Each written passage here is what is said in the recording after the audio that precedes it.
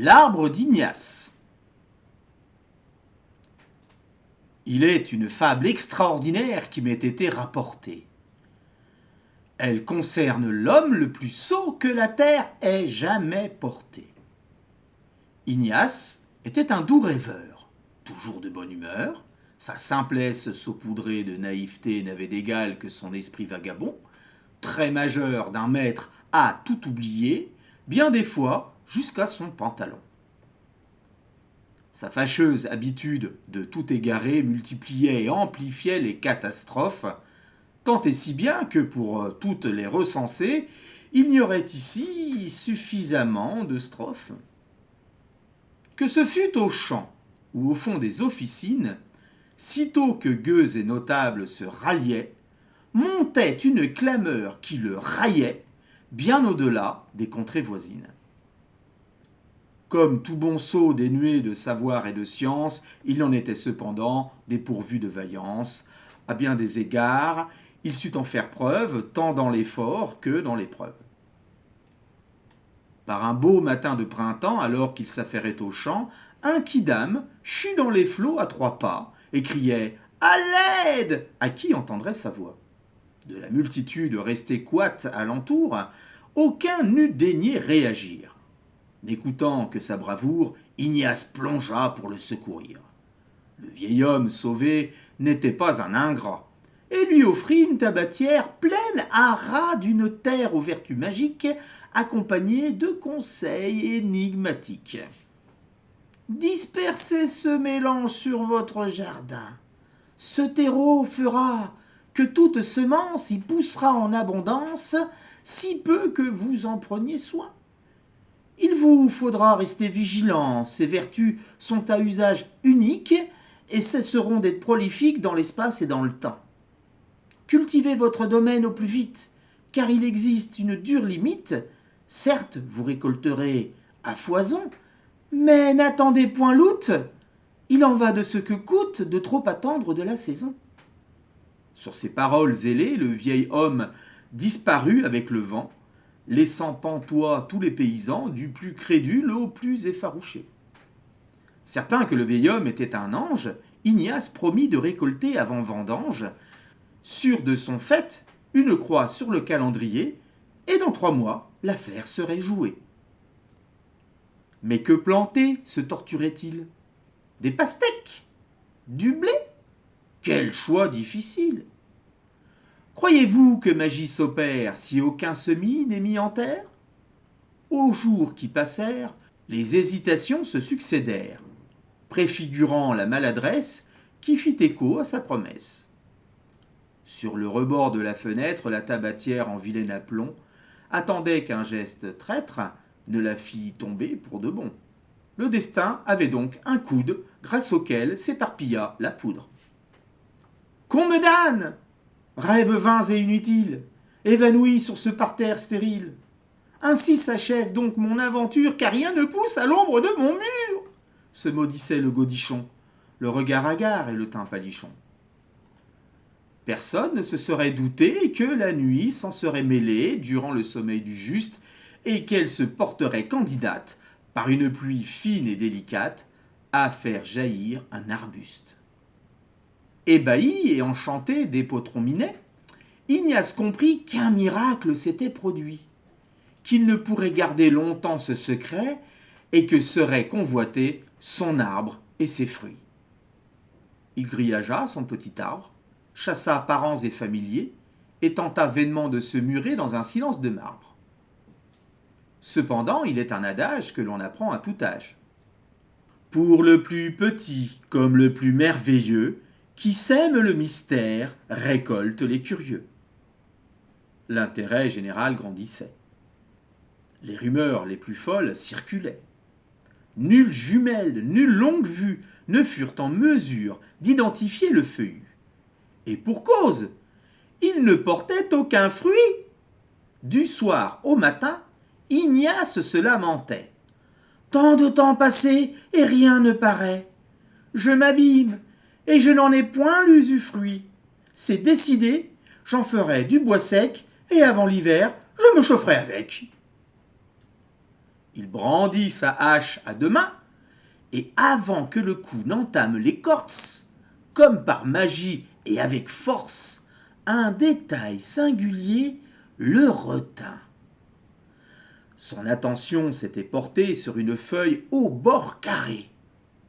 Bien lui en avait valu d'être distrait. Car aux grandes dames de qui l'avait pris pour un fou, celle-ci n'avait nul autre aspect qu'un billet d'une valeur de 100 sous. Par mégarde, à l'entrée de l'hiver, il avait perdu un billet de même valeur qu'il avait gagné comme fossoyeur lors des obsèques du vieux notaire. Le billet prit bien soin de se carapater dans un propice et inopportun courant d'air. Durant des heures, il avait gratté et creusé, hélas, ses gestes gauches l'avaient recouvert. Sentant venir sa fortune prochaine, d'une nature ordinairement placide, Ignace jura de rester lucide en vue de chasser la déveine. Après mûre réflexion, il invita son banquier afin de certifier ses allégations concernant son arbre à billets. Le prêteur était dans la poche. Un contrat fut signé sans anicroche. Il obtint des fonds illimités et put ainsi investir sans compter. Pour protéger son bien, il acheta 100 chiens, vifs, querelleurs et sanguins, et de 1000 dents chacun.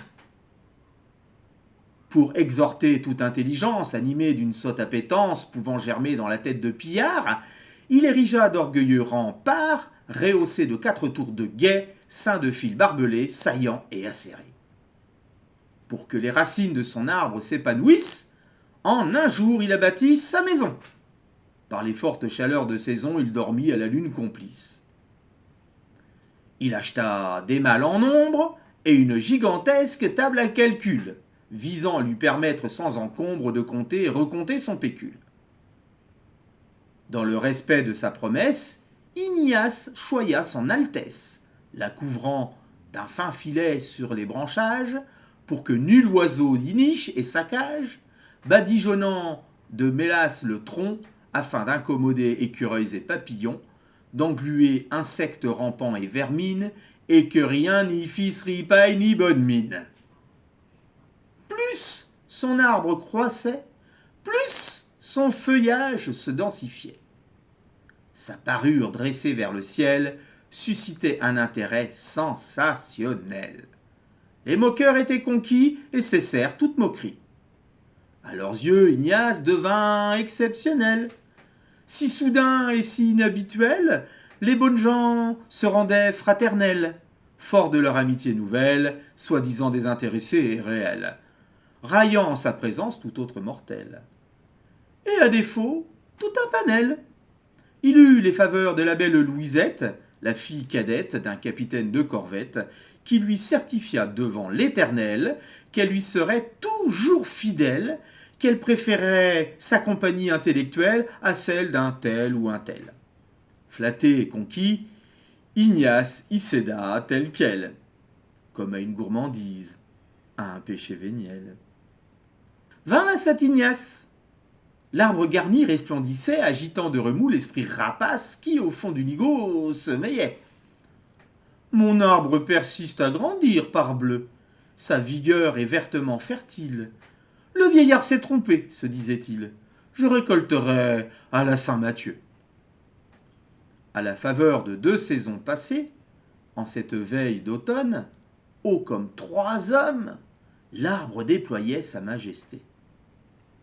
Par 100, par 1000, par millions, Ignace remplit toutes ses malles, de même qu'un gros sac en toile qu'il jeta à l'épaule en guise de baluchon. Fortune était faite, il partit régler ses dettes. Il s'engouffra dans la ruelle des mirages, d'un pas décidé et fier, ralliant dans son sillage toutes les bonnes gens qui le saluèrent. Le jumentier et ses postillons, la poupelière et le barbançon, les lavandières et le bouilleur de cru, le rémouleur et le chanteur de rue, les chenapans de l'école buissonnière, le premier de l'école primaire, les colporteurs et les assureurs, le boulanger et ses croissants pur beurre, les faiseurs de pluie et les pleureuses, les génisses et les poules pondeuses, la craquelotière et les harengères, les patrons et leurs secrétaires, le ramoneur et les fumistes, un cirque itinérant et son trapéziste, les sans-culots et les sans-culottes, un vieil anard et des patriotes, la bergère et ses biquettes, le curé et ses cornettes, une cohorte de commères, les cabas pleins de commissions, même les mourants se levèrent et rejoignirent la procession.